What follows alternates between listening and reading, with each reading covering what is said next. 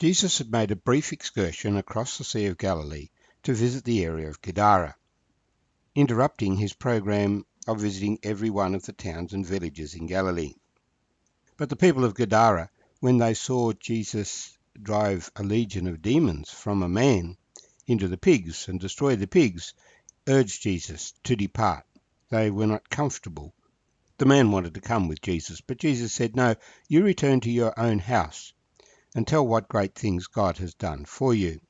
And so he went and proclaimed throughout the whole city the great things Jesus had done for him. And so it was, when he returned, the multitude welcomed him, for they were all waiting for him. And behold, there came a man named Jairus.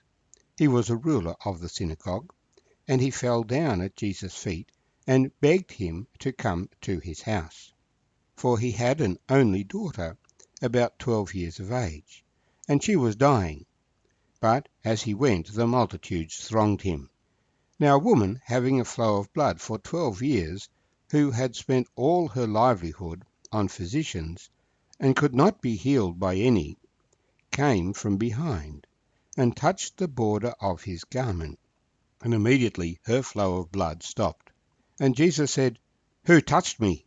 When all denied it, Peter and those with him said, "Master, the multitudes throng and press you, and you say, 'Who touched me?'"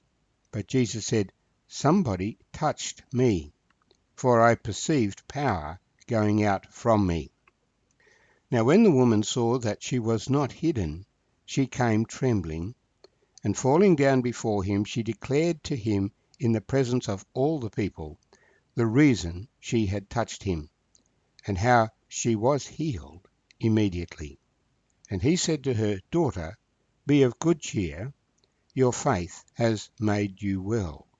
Go in peace." And while he was still speaking, someone came from the ruler of the synagogue's house, saying to him, "Your daughter is dead. Do not trouble the teacher." But when Jesus heard it, he answered, saying, "Do not be afraid, only believe, and she will be made well." When he came into the house, he permitted no one to go in except Peter, James, and John, and the father and mother of the girl. Now all wept and mourned for her. And he said, "Do not weep. She is not dead, but sleeping." And they ridiculed him, knowing that she was dead. But he put them all outside, took her by the hand, and called, saying, "Little girl, arise." Then her spirit returned, and she rose immediately, and he commanded that she be given something to eat. And her parents were astonished, but he charged them to tell no one what had happened. My name's Arthur. Thank you for joining me as we share this day in the life of Jesus from Luke chapter 8, and we've read from verse 40 to 56. In chapter 8, we have 4 incidents from the life of Jesus, which are related. First of all, the journey across the lake, which normally would be quite unremarkable, but this time was very remarkable because while they were on that journey, a notorious storm that suddenly lashed the lake from time to time came down, and the disciples who were experienced on the lake knew their lives were in jeopardy. And they woke Jesus, for he had fallen asleep.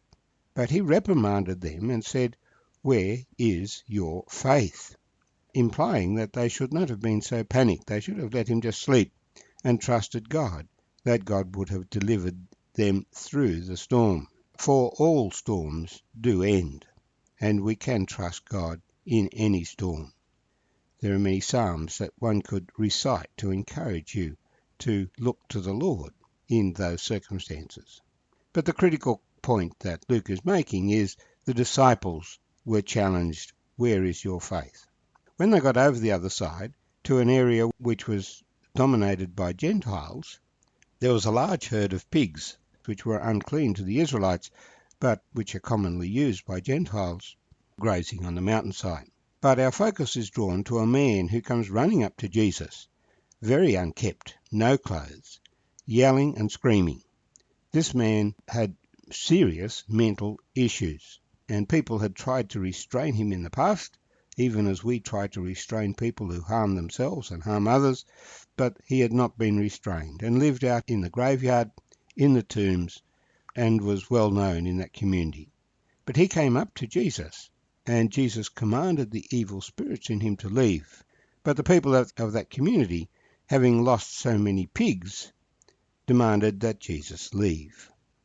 And so they had no faith or confidence in him. They were fearful of him, and Jesus left. Now he comes back to where the crowds are waiting for him, a completely different attitude to him. And the first person who comes to him is a ruler of the synagogue. Jesus would have been known to the ruler of the synagogue because Jesus' policy was to go and visit each synagogue, to teach in the synagogue. And he comes to Jesus, falls down at his feet and begs him to come to his house because his daughter, who's 12, is dying. And so Jesus goes with the man, while the crowds throng and make it difficult to travel. But as he's trying to make his way through the crowds, a woman who has had a flow of blood, some kind of bleeding for 12 years, comes to Jesus. We're told that she had spent all her livelihood on physicians, and they could not heal her.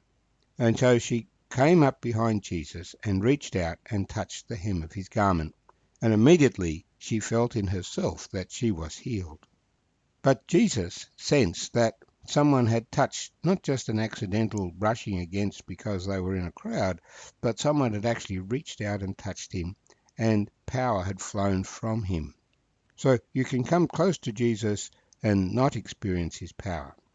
But when you are looking to him, his power can flow to you. And so he asked the question.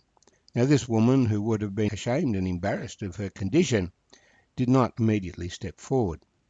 And so Peter comes back and says, Lord, you're being ridiculous now, saying who touched me when there's so many people around you. But Jesus waited for this woman to come forward. When she realized that she could not hide and pretend nothing happened, she came forward and told what had happened in her life. And Jesus says to her, Daughter, be of good cheer.